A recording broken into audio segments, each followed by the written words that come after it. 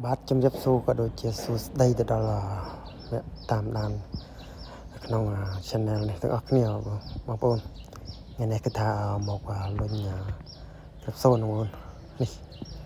គឺដើម្បីទៅបាញ់កណ្ដោយប់នេះបងប្អូនแล้วក៏ថាលុញបានក្រែណាបងប្អូននេះចាំមើលសកម្មភាពខ្ញុំលុញគឺលុញតែម្នាក់ឯងបងប្អូនក្រសូនគឺថាលុញបានច្រើនណាលុញយកតែ100គ្រាប់តែបងប្អូនឥឡូវទៅបាន20ជាងហើយបងប្អូនដីឥដ្ឋនេះគឺមួយដុំនេះគឺថាអាចរត់ដល់100គ្រាប់ណាបងប្អូនមូលល្អហើយបងប្អូនយ៉ាមុខអ្នកលុញងរ៉េតំណងយ៉ាអូខ្លះអត់ដែលឃើញគេលុញគ្រាប់សូននេះបងប្អូន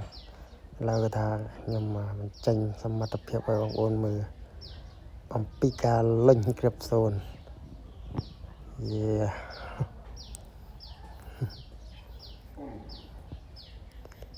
លុញអត់មើលមេឃមើលផ្កាយផង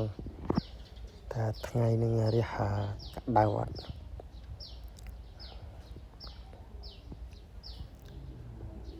វីដេអូនេះគឺអត់បានកាត់ទេបងប្អូនដាក់ទាំងវែងបដ ாய் រវល់